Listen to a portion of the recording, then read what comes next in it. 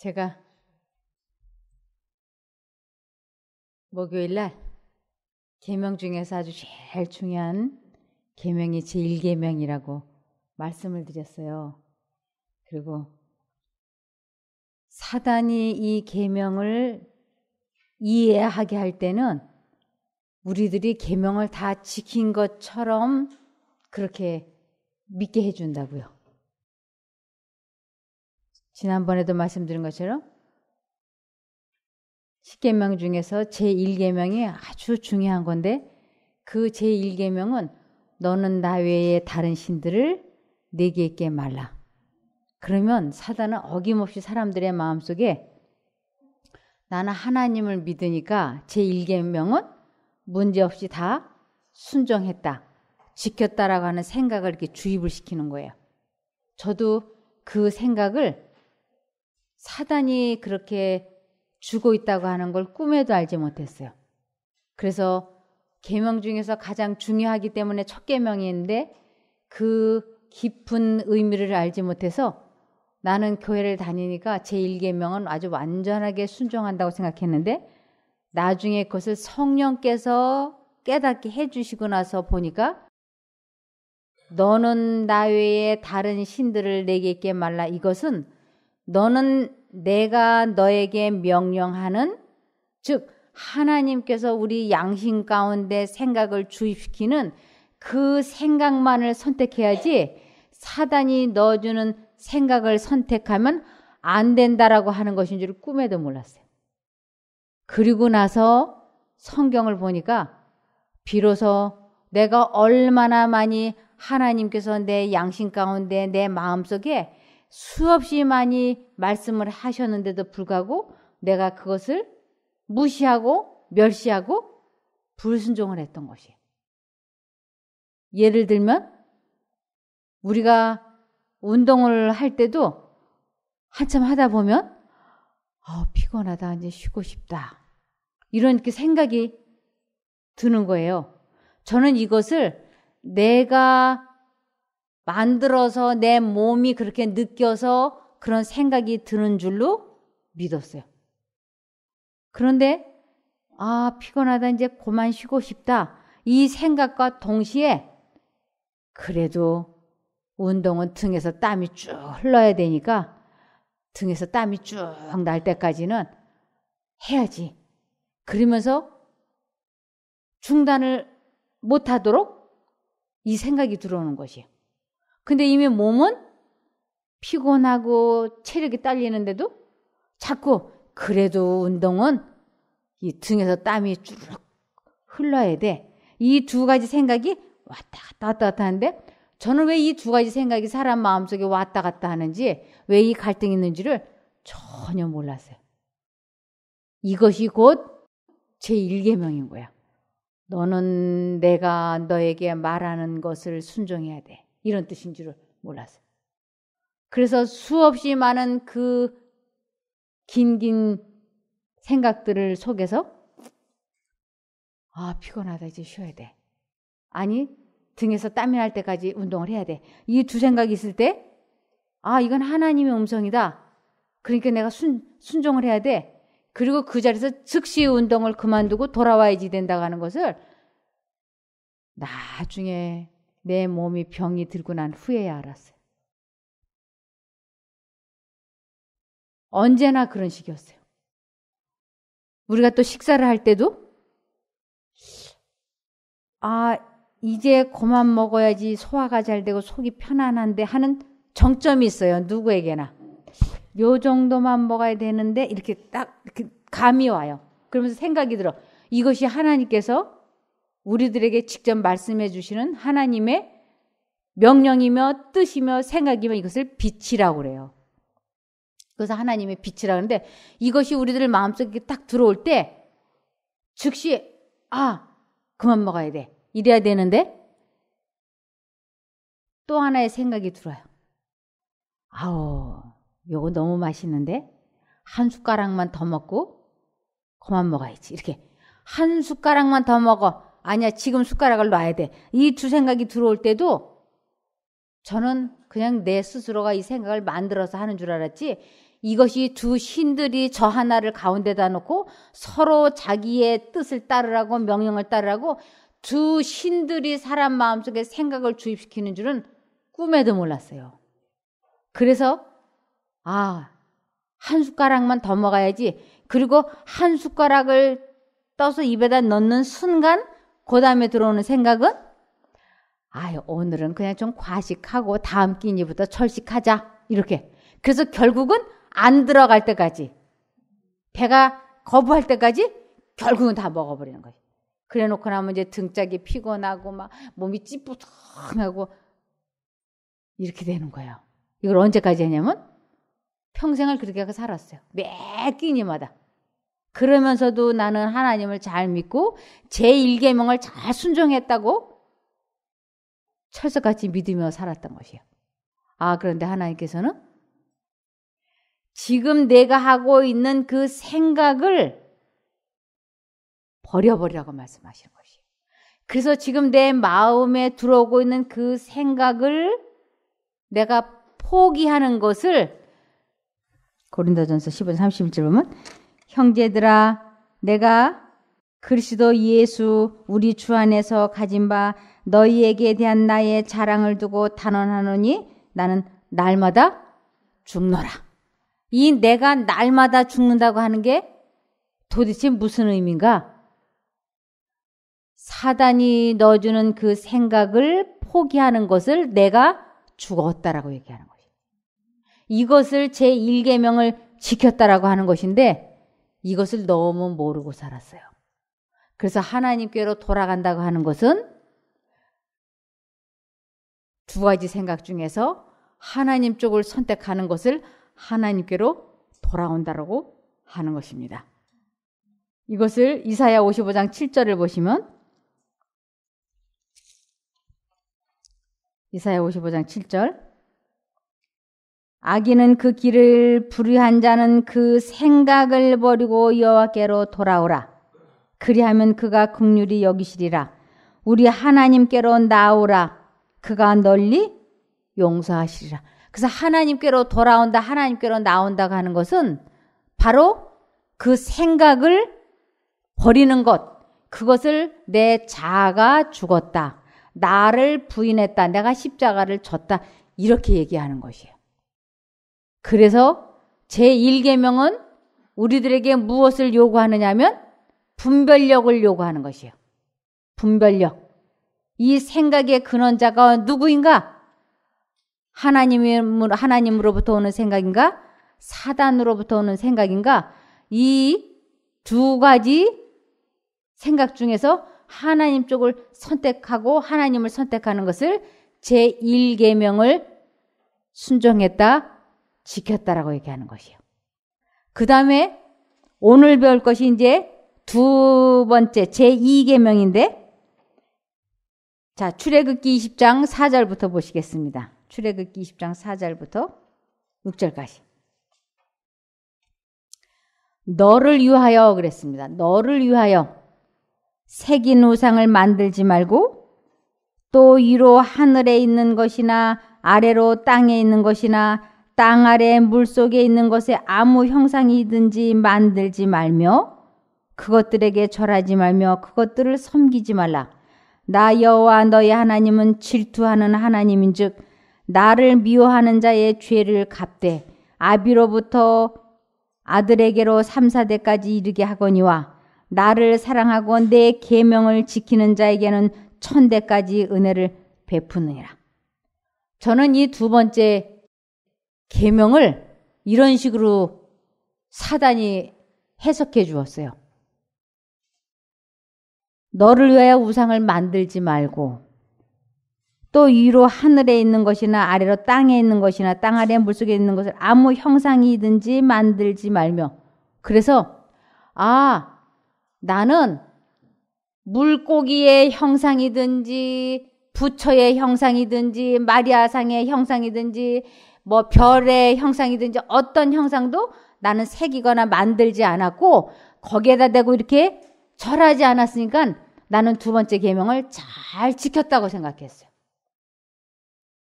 그러면서 그것들에게 절하지 말며 그것들을 섬기지 말라.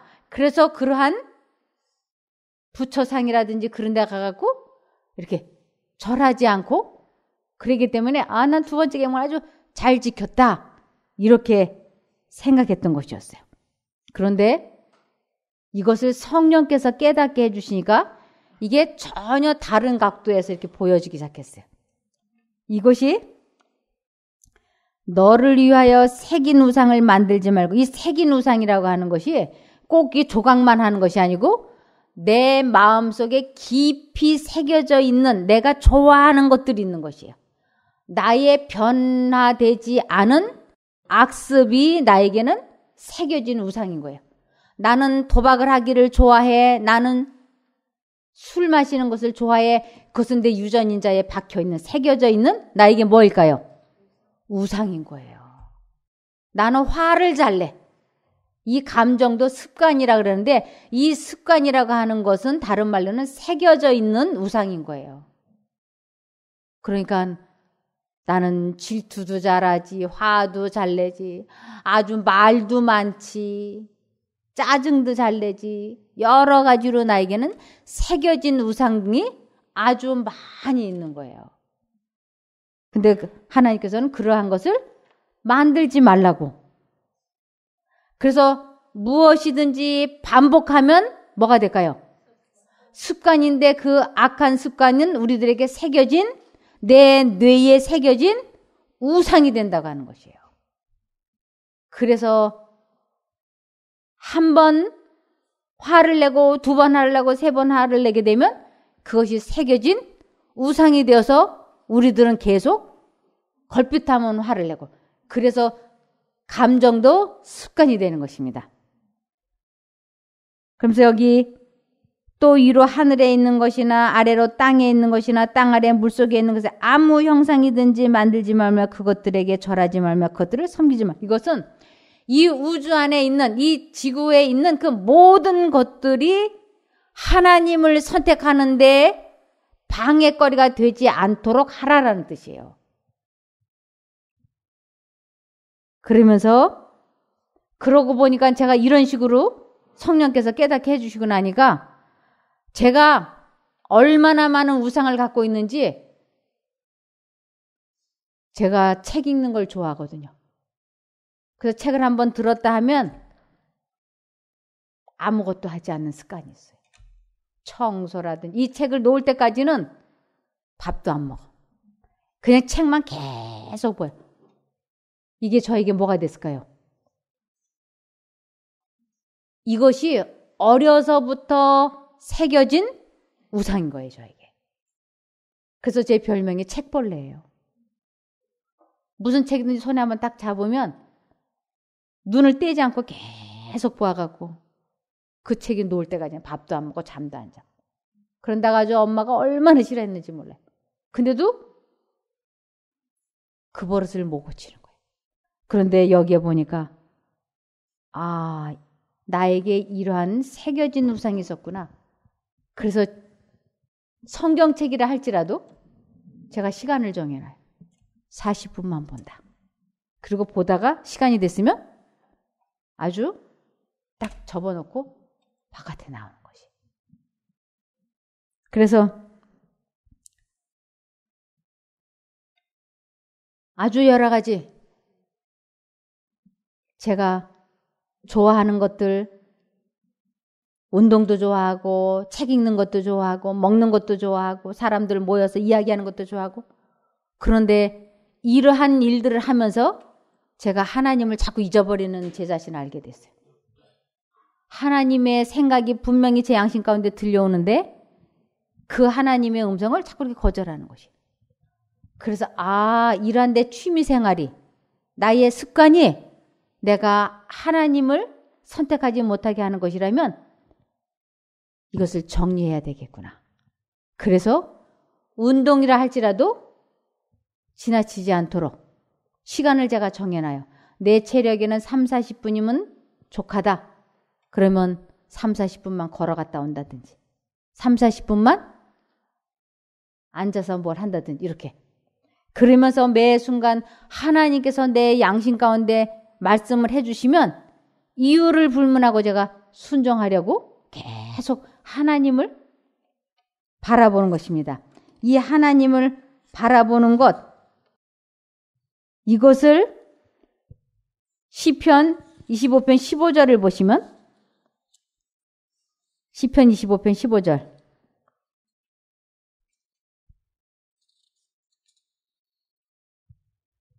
내 눈이 항상 여호와를 앙망함은 내 발을 그물에서 벗어나게 하실 것이미로다. 내 발을 그물에서 벗어나게 할 수 있는, 즉 나를 이쪽으로나 저쪽으로나 치우치지 않냐고 하나님을 계속적으로 선택하게 할 수 있는 방법은 내 눈이, 내 마음이 언제나 하나님에게 고정되어 있을 때에만 그 치우치는 것에서 벗어날 수 있다고요. 다시 이사야 45장 22절을 보시면 땅끝의 모든 백성아 나를 앙망하라. 그리하면 구원을 얻으리라. 나는 하나님이라. 다른 이가 없음이니라. 네. 그래서 이 감정 조절을 한다든지 마음을 다스린다든지 이러한 것도 언제나 하나님께 마음과 정신을 고정시킬 때만 나 자신과의 싸움에서 이길 수가 있어요. 그렇지 않으면 순간적으로 욱 하는 감정이 나를 넘어지게 하는 것을 헤아릴 수 없이 많이 경험하였습니다. 그래서 다시 여기 출애굽기 20장 4절로 돌아가 보면 그것들에게 5절에 보면 그것들에게 절하지 말며 그것들을 섬기지 말라. 이 절한다라고 하는 것은 경배한다라는 뜻이에요. 내 감정을 표출해버리는 것은 사단을 경배하는 것이에요. 이 감정, 분노, 우울함, 불안함, 두려움, 공포 이러한 것이 사단이 주는 느낌이고 감정인데 그것을 받아들이는 것을 그것들에게 절하며 그것들을 섬긴다라고 하는 것이에요. 그렇기 때문에 우리 마음속에 어떤 기분 나쁜 느낌, 감정, 육감 이러한 것이 들어올 때는 이유를 불문하고 이것을 받아들이지 않겠다 결심을 하시고 하나님을 부르면 그러한 우울함에서 우리를 해방시켜 주시는 것을 두 번째 계명을 지켰다라고 하는 것이에요. 그래서 이 두 번째 계명에 또 보시면 나 여호와 너희 하나님은 뭐하는 하나님이라고? 질투하는 하나님. 네, 저는 과거에는 이제 이 성경절을 이렇게 사단이 깨닫게 해줬어요. 아, 하나님은 질투한다고 그러셨지. 이 질투, 그러면 질투는 좀 나쁜 거잖아요. 그래서 내가 잘못하면 하나님이 질투하셔서 나를 치시는데, 즉 내가 지은 죄값을 내 아들, 며느리, 손자까지 죄값을 갚게끔 나에게 치르게 해주는 그런 하나님이라고 이걸 글자대로 그렇게 해석을 했었어요. 그래서 우리 시어머니가 잘못하면 내가 겁을 냈어요. 왜? 그 죄값을 누가 물을 것 같아요? 시어머니가 돌아가시면 내가 물어낼 것 같아. 그리고 내가 죄를 지으면은 내 죄값을 우리 아들 손자들이 물어낼 것 같아. 그런데 또 내가 하나님의 뜻대로 잘 순종하라고 잘하면 또 그 복을 누가 또 받을 것 같아요? 아, 네. 천대가 받는다고 했지. 잘해야지. 신앙생활 잘해야지. 꼭 불교 신자 같지 않아요? 아, 그런데 이 부분을 또 하나님께서 전혀 다르게 저에게 깨닫게 해주셨어요. 나 여호와 너희 하나님은 질투하는 하나님인즉, 이 질투라고 하는 것을 제가 우리 아이가 나쁜 친구들의 꼬임에 빠져서 하라는 공부는 안 하고 PC방에 가서 인터넷 게임에 정신없이 시간을 보낼 때 제가 견딜 수 없는 마음의 고통을 느꼈어요. 너무너무 마음이 아픈 거예요. 그 아이가 친구 꼬임에 빠져서 인생을 계속 저렇게 되면 그르칠 것을 제가 알 때 제 마음이 너무 고통스러운데 이것을 우리 아이가 이해할 수 있을까요? 이해 못해요. 이것을 질투라고 하나님께서 말씀하신 것이에요. 제가 죄 쪽을 계속 선택을 하게 되면 하나님과 나는 영원히 분리가 돼요. 이것을 멸망이라 그래요. 이것을 우리 하나님께서는 견딜 수 없는 고통을 느끼시는데 내가 악을 선택을 하고 우상을 섬길 때 하나님께서는 마음에 분리되는 고통, 나와 분리되는 그 고통을 나는 질투하는 하나님이라고 말씀을 하시는 것이. 너 그렇게만 하면 나하고 영원히 분리돼. 이것을 질투하는 여호와라고 말씀하시는 것이에요. 그러면서 나를 미워하는 자의 죄를 갚는데 어디까지 갚냐 하면 아들에게로 3, 4대까지 이르게 하거니와 그랬어요. 저는 내가 잘못하면 우리 3, 4대 우리 아들, 며느리, 손자가 다 죄값 갚을 줄 알았어요. 근데 이것을 하나님께서 전혀 다른 방법으로 깨닫게 해주셨는데 하나님을 미워한다라고 하는 것은 하나님을 믿지 않는다라는 뜻이었어요. 제가 성경을 쭉 보니까 하나님을 사랑한다라고 하는 것은 하나님을 믿는다, 선택한다는 뜻이에요. 그러면서 하나님께서는 나를 미워하는 자의 죄를 갚되, 근데 이 죄를 갚는다라고 하는 것은 용서한다라는 뜻이었어요. 하나님께서는 우리의 죄를 다 십자가에서 대신 갚으셨기 때문에 그것을 다른 말로는 그분이 대신 죽어주셨기 때문에 우리는 그러한 멸망을 당하지 않게 된다고. 그래서 요한복음 3장 16절 하나님이 세상을 이처럼 사랑하사 독생자를 주셨으니 이는 저를 믿는 자마다 멸망치 않고 영생을 얻게 하려 하심이니라. 네. 무엇을 믿어요? 예수님이 십자가에서 내 죄를 대신 당해 주신 것을 내가 지은 죄를 갚았다라고 얘기하시는 것이에요. 그런데 3, 4대까지를 말씀하시는데 이 3, 4대가 뭐냐? 제가 일생을 살다 보니까 한 사람의 일생을 살다 보면 보통 3, 4대를 봅니다. 저희 시어머니가 제 손자까지 보셨으니까 우리 시어머니가 1대, 저희가 2대, 우리 아들이 3대, 그 손자가 4대. 그래서 한 사람의 일생을 이야기할 때 3, 4대라고 얘기를 해요. 그러니까 3, 4대에 걸쳐서 한 사람이 지은 모든 죄를 하나님께서는 용서해 주신다라는 뜻이에요. 그러면서 3, 4대까지 이르게 용서해 주시면서 나를 사랑하고 내 계명을 지킨다라고 하는 것은 하나님을 믿고 순종하는 자에게는 천대라고 하는 것은 영생이에요.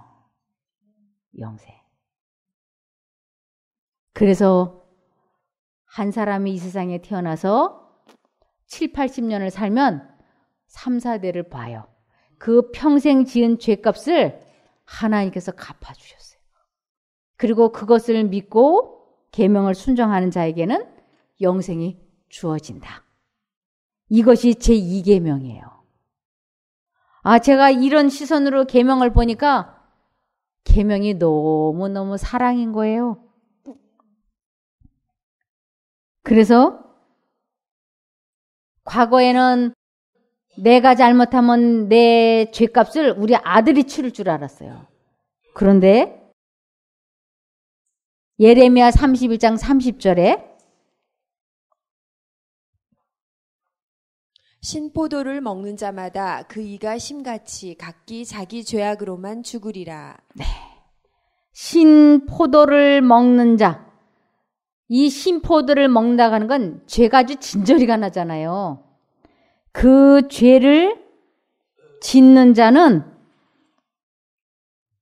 자기 죄악으로 자기만 멸망을 받지 다른 사람에게는 넘어가지 않는다고 하는 것이에요. 내가 아무리 악독한 죄를 지었다 할지라도 나만 구원을 못 받지 내 자식은 구원을 받을 수 있는 거예요. 그래서 만일 아버지가 아주 잘 믿어서 천대까지 구원받을 수 있을 것 같았으면 아담과 하와가 구원받았잖아요. 그럼 제일 먼저 누가 구원받아야 될까요? 가인이 구원을 받아야지 돼요. 근데 제일 먼저 구원을 놓친 것이 가인이었어요. 그래서 이 구원이라고 하는 건 철저하게 자기 자신의 선택으로만 결정이 되는 것이에요. 또 야곱이 구원받았잖아요. 그런데 그의 형제 에서는 구원을 못 받았어요. 이삭은 구원을 받았기 때문에 그에게 두 아들이 있었잖아요.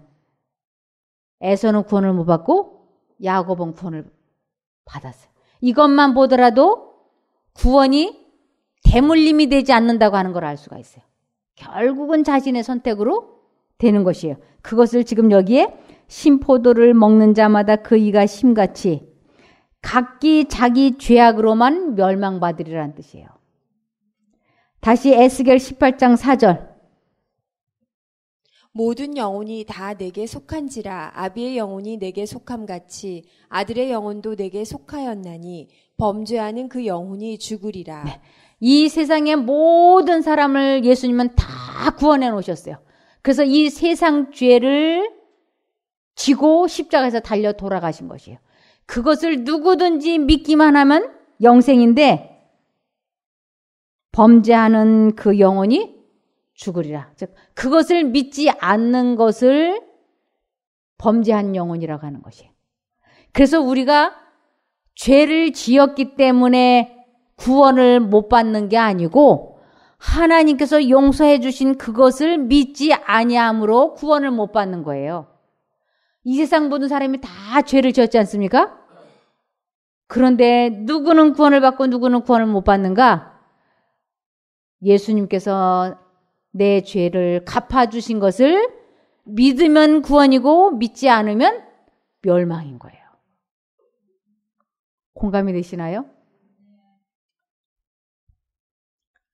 그래서 시편 34편 22절을 보시면 여호와께서 그 종들의 영혼을 구속하시나니 저에게 피하는 자는 다 죄를 받지 아니하리로다. 네. 여호와께서 그 종들의 영혼을 구속하시나니 하나님에게 피하는 하나님을 믿는 자는 다 뭘 받지 않는다고요? 죄 받지 않는다고. 이 죄 받는다라고 하는 것은 멸망을 의미하는 것이에요. 그래서 이 세상에 아무도 멸망받지 않도록 하나님께서는 이 세상 모든 사람을 다 용서해 주셨어요. 그런데 사람들이 그것을 믿지를 않는 것이에요.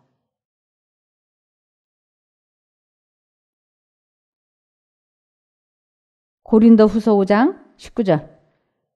이는 하나님께서 그리스도 안에 계시사 세상을 자기와 화목하게 하시며 저희의 죄를 저희에게 돌리지 아니하시고 화목하게 하는 말씀을 우리에게 부탁하셨느니라. 네.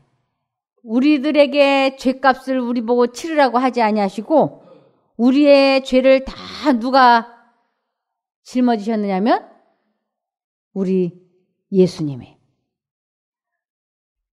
저는 십자가에서 공의와 사랑이 입맞췄다라고 하는 글을 읽을 때 도무지 이해가 되지 않았어요. 공의와 사랑이 십자가에서 입맞췄다는 게 이게 도대체 무슨 뜻인가? 공의는 무엇이고 사랑은 무엇인가? 그러다가 어느 날 성령님께서 깨닫게 해주셨어요. 공의라고 하는 것은 죄는 반드시 대가를 지불하게 하는 법대로 집행이 되는 것을 공의라 그래요. 죄를 지었는데 법대로 집행을 하지 않으면 그건 공의가 아니에요. 그래서 아버지 하나님께서는 사람들이 율법을 어겼기 때문에 죄를 선택했기 때문에 법을 집행하셔야만이 되는 것이에요. 그 법은 사람이 죄를 지으면 반드시 아버지 하나님과 정신적으로 분리되어지는 그것을 벌이라 그래요. 그래서 그 벌을 집행을 하셔야지 되는데 그것을 김종숙인 내가 당하게 하지 아니하시고 나 대신 예수 그리스도께서 대신 당해 주신 것을 사랑이라고 하는 것이에요. 대신 당해 주신 것. 그러니까 아버지 하나님은 형을 집행하셨고 예수님은 대신 당해 주셨기 때문에 공의와 사랑이 십자가에서 완전히 이루어졌기 때문에 공의와 사랑이 십자가에서 입맞췄다라고 말씀하시는 것이에요.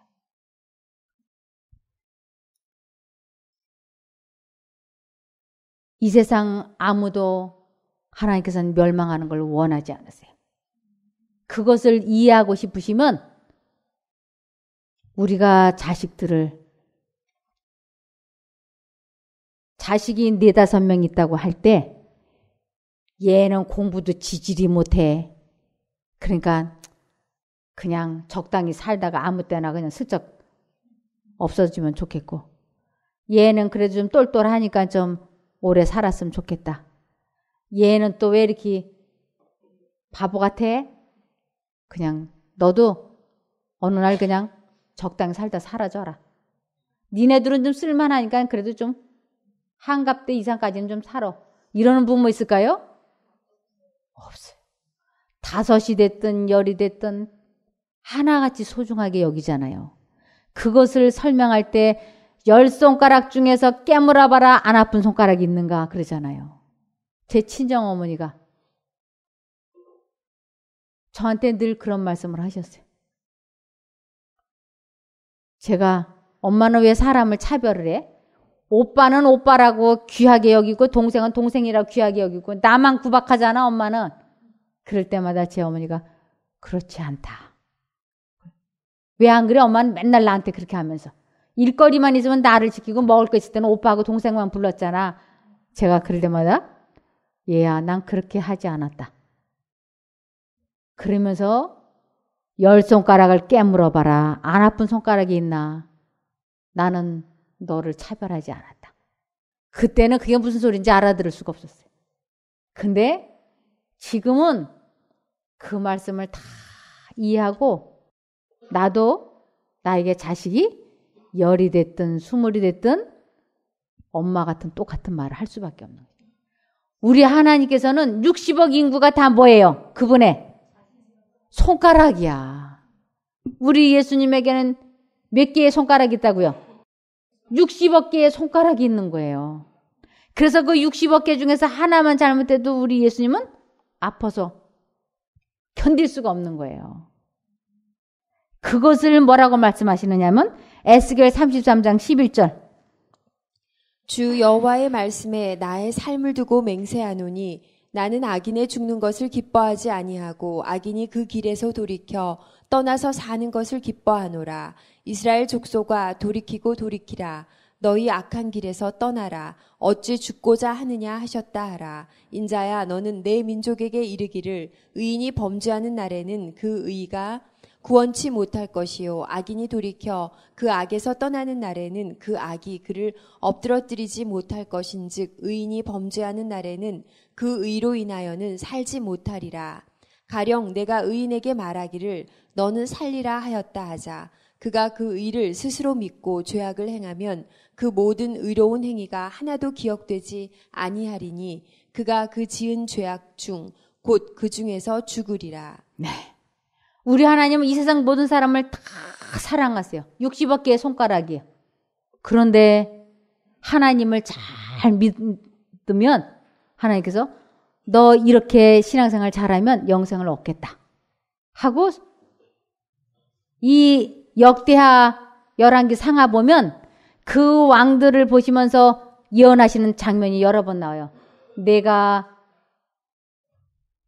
편안히 열조에게로 돌아가리라. 아주 그들이 신앙생활을 잘할 때 예언해 주셨어요. 그런데 잘 믿다가 죽기 2-3년 전에 안 믿어가지고 하나님을 의지하지 아니하고 의원들을 의지했더라. 이러면서 죽으면 그 사람에게 구원이 있을까요? 없을까요? 구원이 없는 거예요. 그래서 하나님께서는 끝까지 가봐야지 된다고 말씀을 하시는 것이에요. 끝까지 하나님을 의지하고 선택하는 자에게 영생은 주어진다라는 것이에요. 어떤 사람이 지독한 악한 일을 했어요. 저 김정은이 같은 사람.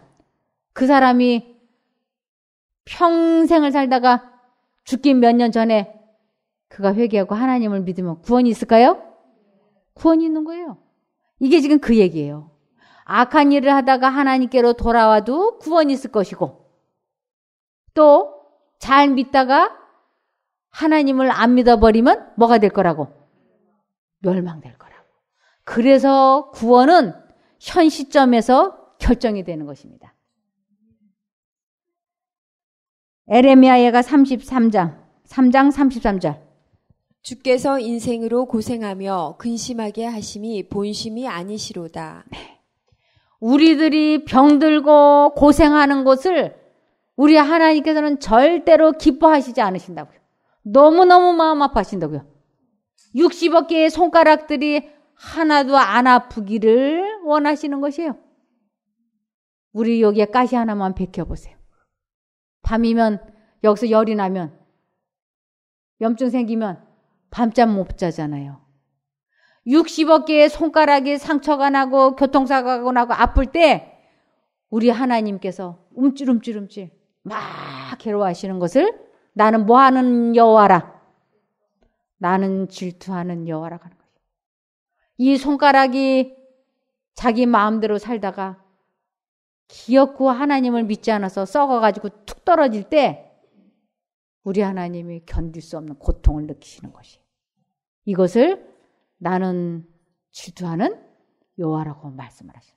그런데 사단은 하나님은 우리가 잘못하는지 안 하는지 눈을 크게 뜨고 지켜보고 있다가 잘못하면 여지없이 후려치는.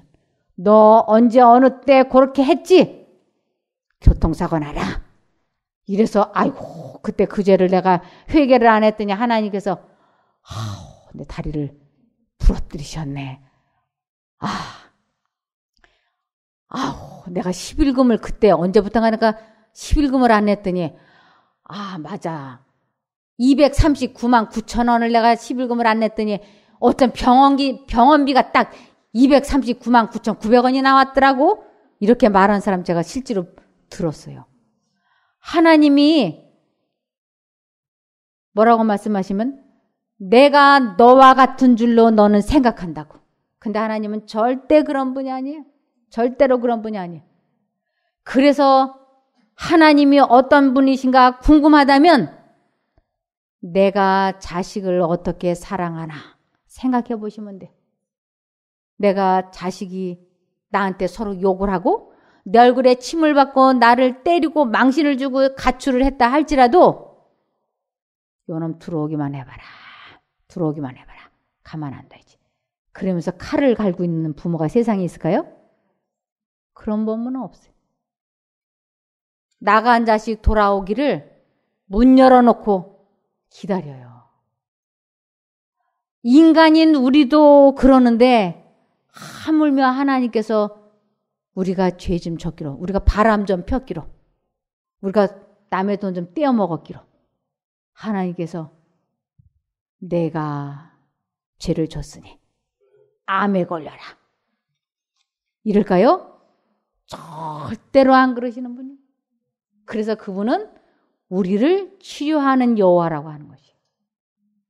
이런 하나님의 사랑을 믿고 돌아오라고 말씀하신 것이에요. 이 돌아온다고 하는 것이 내 마음속을 차지하고 있는 이 생각을 포기하겠다고 굳게 결심을 하고 하나님을 부르면 하나님께서 나를 그 생각에서 해방시켜주는 것을 체험하는 것을 하나님을 만났다. 하나님을 믿는다. 하나님을 사랑한다. 회개했다. 성화했다. 이렇게 여러 가지로 설명하고 있는 것이에요.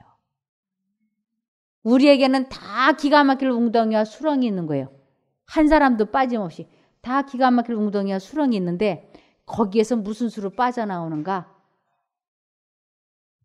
내가 지금 이 마음속에 있는 생각을 포기하겠다고 굳게 결심을 하고 하나님을 부르시면 하나님께서 그 기가 막힌 웅덩이에서 수렁에서 건져주시겠다고 약속하셨다니까요. 시편 40편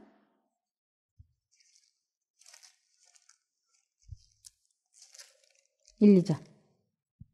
내가 여호와를 기다리고 기다렸더니 귀를 기울이사 나의 부르짖음을 들으셨도다. 나를 기가 막힐 웅덩이와 수렁에서 끌어올리시고 내 발을 반석 위에 두사 내 걸음을 경고케 하셨도다. 네. 우리에게는 암이라고 하는 웅덩이, 관절염이라고 하는 웅덩이, 빚더미라고 하는 웅덩이, 생활고라고 하는 가난이라고 하는 웅덩이, 별별 웅덩이가 다 있어요. 열등감, 질투, 슬픔, 그런 것이 다 우리들에게는 기가 막힐 웅덩이와 수렁이에요. 거기에서 빠져나올 수 있는 유일한 길은 매 순간 하나님을 선택하고 불러야지 돼요. 하나님을 부르라. 이것은 주문을 외우라는 것이 아니에요. 강신술이 아니에요. 부른다. 이것은 하나님 나를 도와주세요. 라고 할 때 기도예요. 제가 아이 둘을 연년생으로 키웠는데 우리 아이들이 석 달, 넉 달 돌 때 했던 말을 제가 다 알아들었어요. 석 달 된 100일도 안 된 아이가 저한테 엄마 나 기저귀 좀 갈아주세요. 배고파 죽겠어요. 하는 말을 제가 알아들었다니까요. 응애, 응애. 이 응애 하는 울음소리가 배고플 때, 아플 때, 괴로울 때, 추울 때 다 달라요. 이것을 엄마는 알아들어. 자식이니까. 애가 아파서 울을 때의 울음소리와 이제 배고프기 시작을 해서 졸릴 때 하는 울음소리가 다 달라요. 그것이 다 말이잖아요. 걔네들은. 다 알아듣고 다 도와주는 거죠. 응애, 저축해. 응애, 응애. 죽구나. 다 엄마, 아금. 아이스크림이 먹고 싶어. 알았어. 아이스크림 딱. 엄마, 이 녀석 용돈 떨어졌구나. 탁 용돈 주는. 엄마, 네 여자친구 도망갔냐? 엄마는 다 알아들어. 엄마, 너 합격했구나.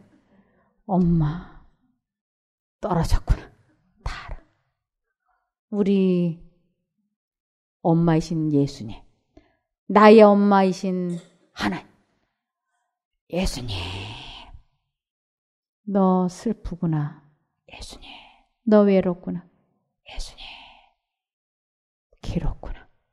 너 돈 떨어졌구나. 다 아세요. 그러니까 예수님을 부를 수밖에 없는 거예요. 길게, 장황하게, 구구절절히 안 해도 돼. 예수님, 하나님, 다 아셔. 그래서 이 마음이 괴로울 때 부르라고 말씀하셨어요. 시편 50편 15절. 환난 날에 나를 부르라. 내가 너를 건지리니 내가 나를 영화롭게 하리로다. 네. 우리 마음이 괴로울 때, 절망될 때, 낙담될 때 하나님. 벌써 하나님 할 때 이 마음이 눈물이 쭉 흐를 때가 얼마나 많았어요? 어떤 분이 예수님의 이름을 망령되이 부르지 말라 그랬는데 반복해서 부르면 그건 죄예요. 이렇게 말하는 사람들이 있어요. 물론 그 말이 맞아요. 우리 아이가 춥고 아파서 엄마를 부르는 것과 엄마를 골려주려고 장난이 하고 싶어서 부를 때 엄마가 알아요, 몰라요? 다 알아요. 내가 도움이 필요해서 예수님을 부를 때, 감사의 눈물을 흘리면서 부를 때 우리 주님은 다 아세요. 이 마음 상태가 어떠하냐가 중요한 것이지 반복해서 부르느냐 안 부르느냐 이게 중요한 게 아니에요. 내가 진심으로 전심으로 죄의 유혹에서 벗어나기 위하여 감정을 다스리고 싶을 때, 질투심이 마음을 괴롭혀서 질투하지 않기 위하여 하나님을 전심으로 부르짖을 때 하나님은 우리의 그 목적을 아시기 때문에 응답해 주시겠다고 약속하신 것이에요. 로마서 10장 13절. 누구든지 주의 이름을 부르는 자는 구원을 얻으리라. 네. 내가 어떤 심정으로 예수님을 부르느냐에 따라서 하나님은 우리에게 응답하시겠다고 약속을 하신 것이. 두 번째 계명. 우리가 잘못된 선택을 할 때 그분은 마음 아파하시고 돌아오기를 원하시는 그러한 뜻이, 귀한 사랑이 담겨져 있는 것이 첫 번째 계명, 두 번째 계명입니다. 말씀 마치고 기도하겠습니다. 하늘에 계신 저희들의 아버지 하나님, 저희들이 건강하고 행복하게 되기를 소원하셔서 이 세상에 태어나게 해주신 것 감사드립니다. 하나님의 뜻을 알지 못하고 하나님을 무서워하고 벌 주시는 하나님으로 오해했던 것을 용서하여 주시옵소서. 이제 하나님의 사랑을 알고 매 순간마다 하나님을 선택하려 하오니 꼭 도와주시옵기를 예수님 이름으로 기도합니다. 아멘.